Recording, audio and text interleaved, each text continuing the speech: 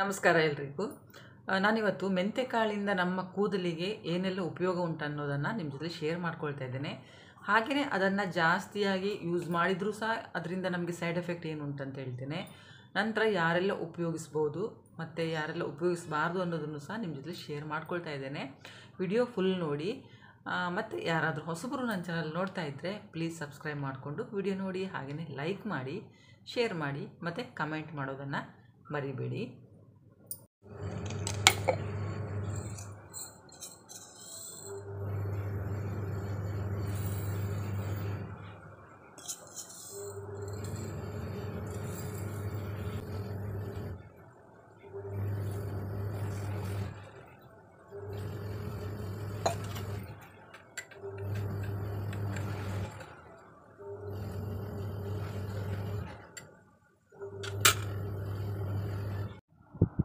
ನೋಡಿ, ನಾನಿಲ್ಲಿ ಮೆಂತೆಕಾಳನ್ನು ನೆನೆಸಿಟ್ಕೊಂಡಿದ್ನಲ್ಲ, ಅದು ನಿಮಗೆ ತೋರಿಸ್ತಾ ಇದ್ದೇನೆ. ಇದೇ ಥರ ನೋಡಿ, ನೆಂದು ಅದು ಎಷ್ಟು ದಪ್ಪ ದಪ್ಪ ಆಗಿದೆ.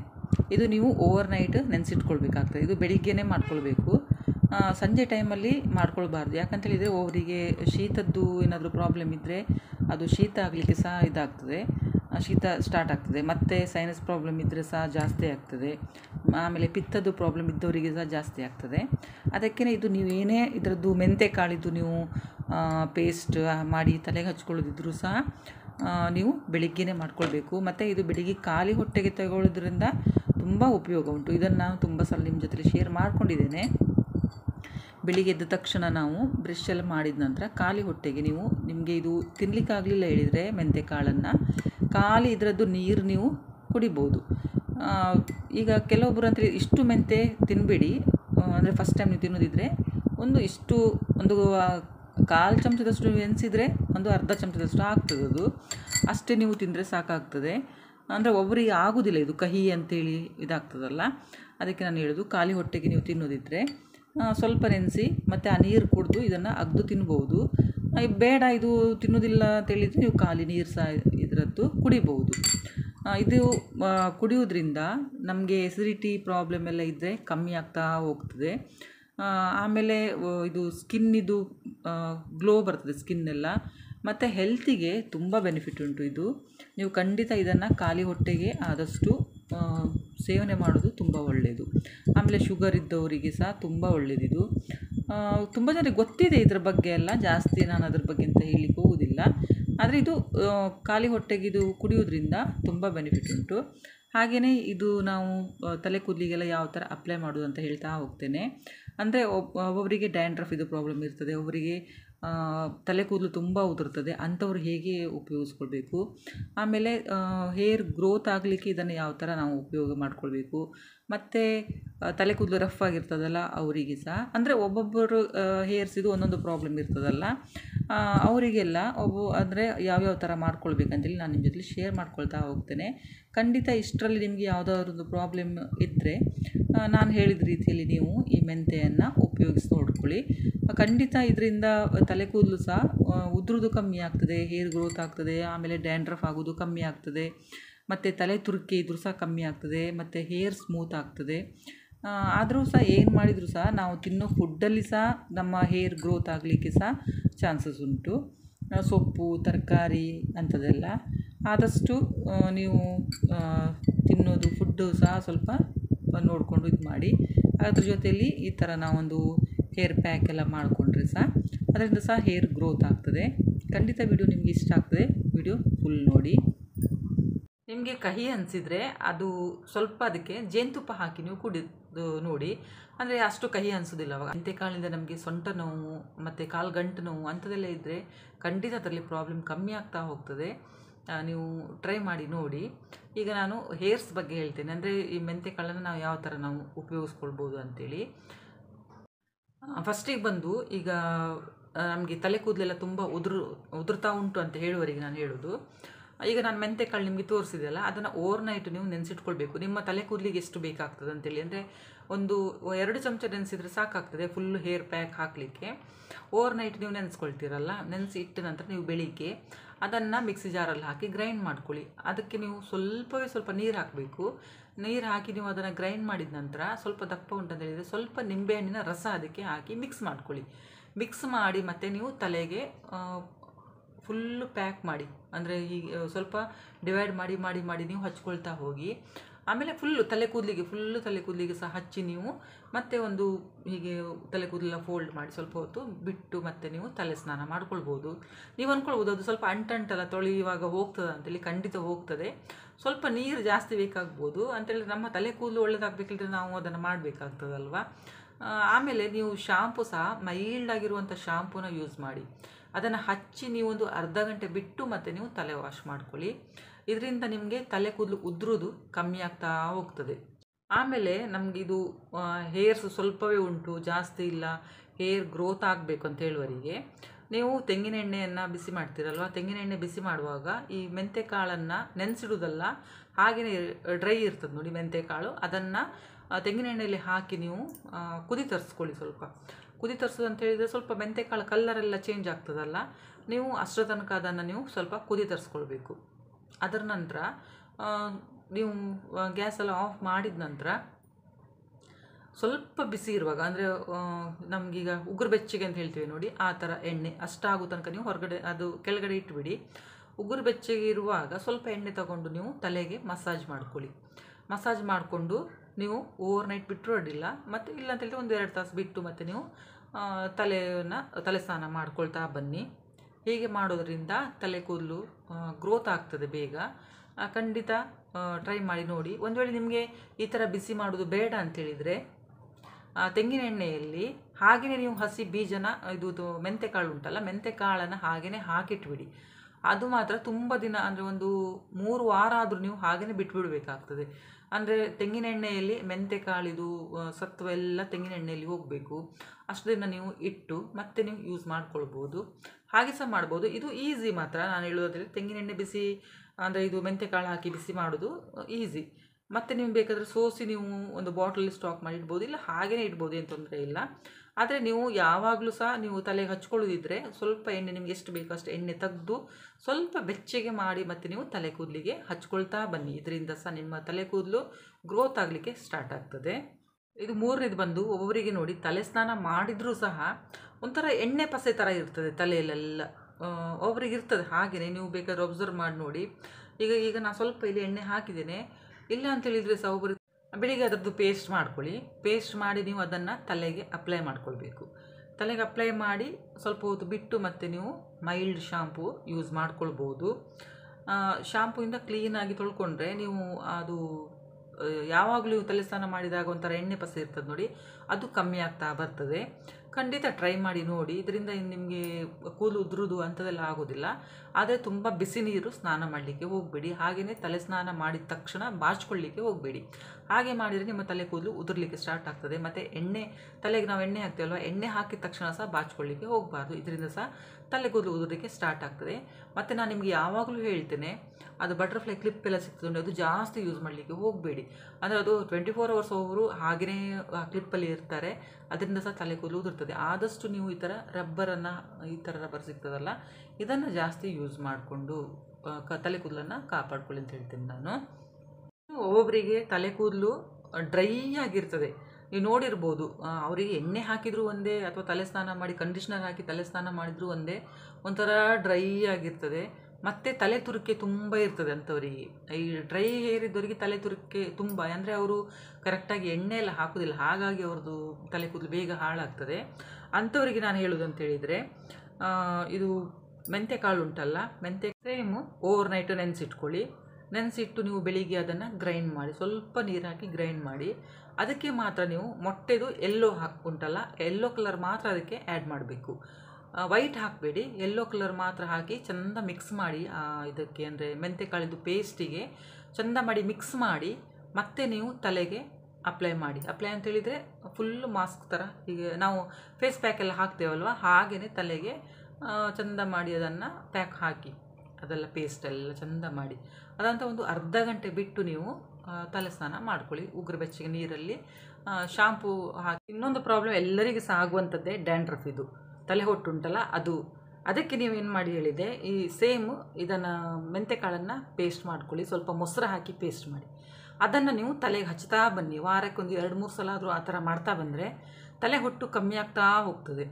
ಆದರೆ ಮಾತ್ರ ನೀವು ತೊಳ್ಕೊಳ್ಳುವಾಗ ಹೀಗೆ ಕೂದಲನ್ನು ಡಿವೈಡ್ ಮಾಡಿ ಮಾಡಿ ಮಾಡಿ ಮಾಡಿ ಶಾಂಪೂ ಹಾಕಿ ಕ್ಲೀನಾಗಿ ತೊಳ್ಕೊಳ್ಳಿ.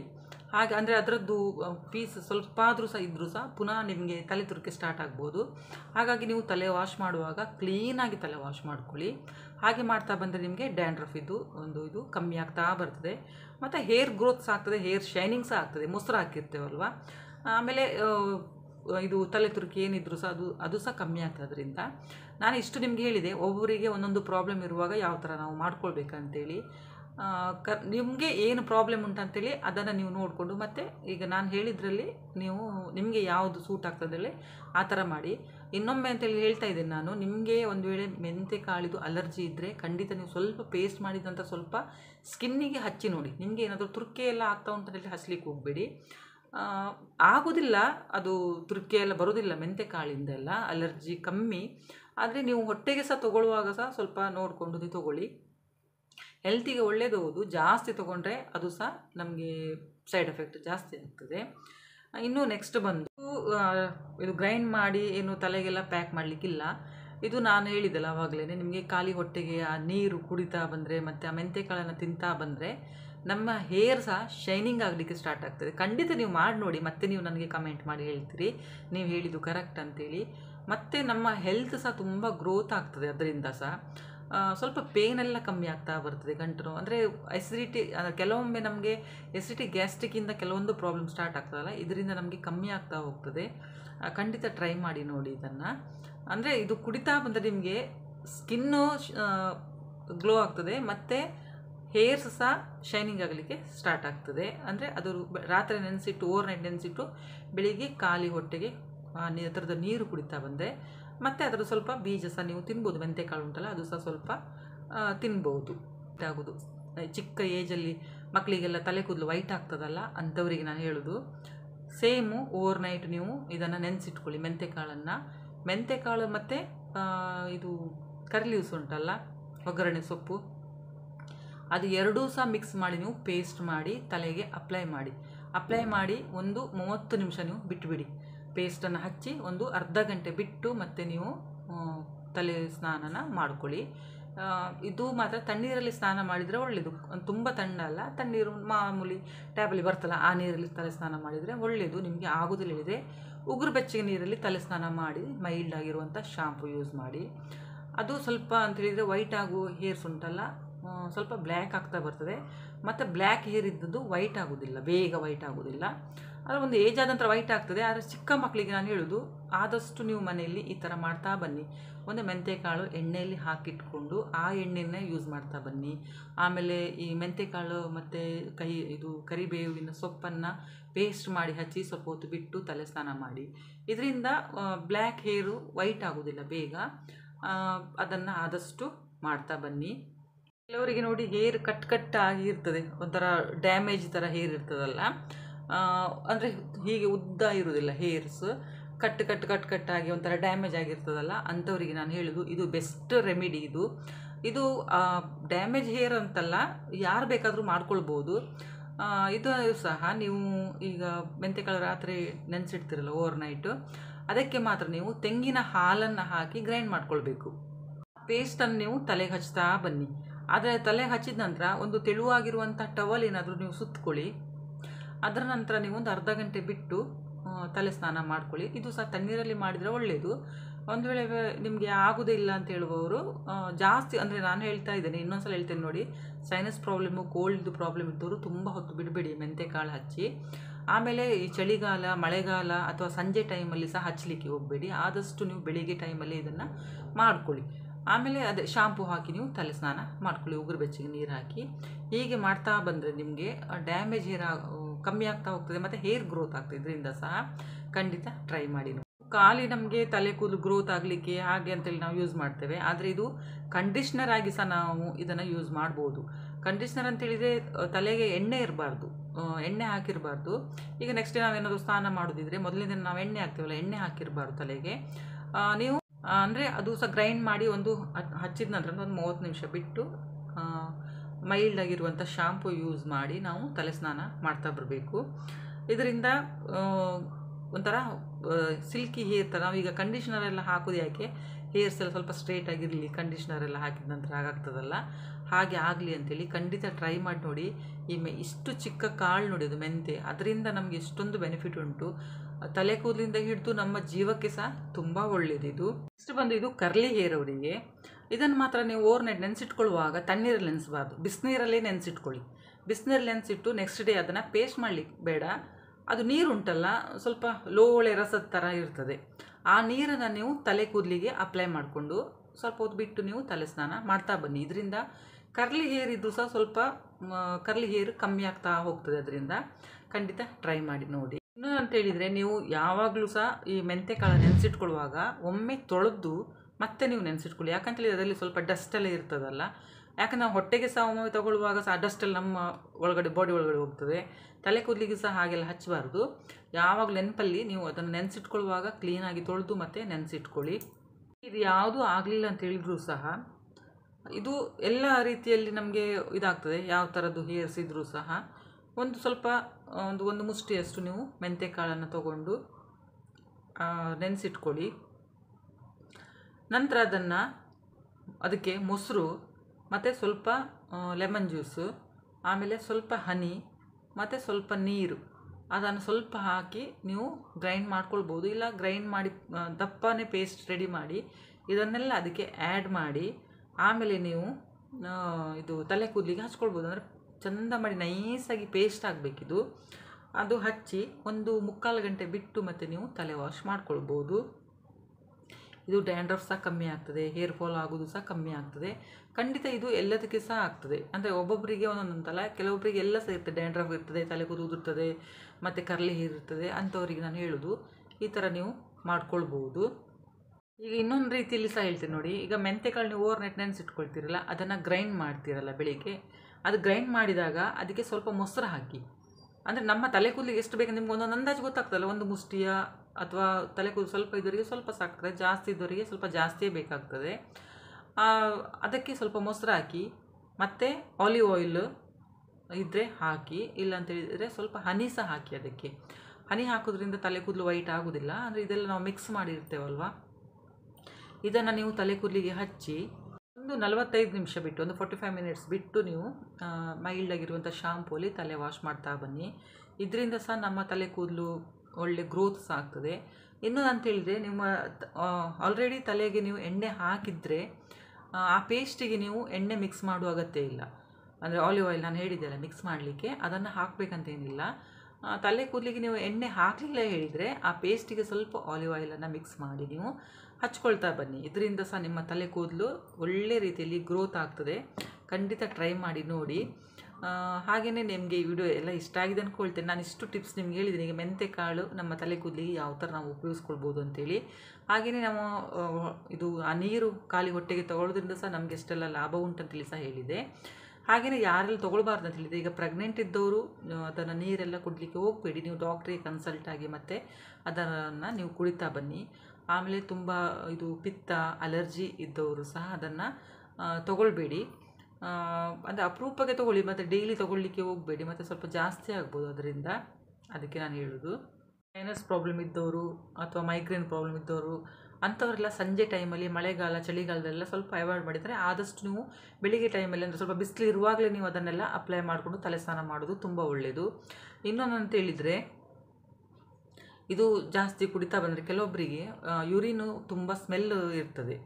ಈ ಮೆಂತೆ ಎಲ್ಲ ಜಾಸ್ತಿ ಹಾಗೆ ಇದ್ದವರು ಸಹ ಜಾಸ್ತಿ ಅದನ್ನು ಯೂಸ್ ಮಾಡಲಿಕ್ಕೆ ಹೋಗಬೇಡಿ.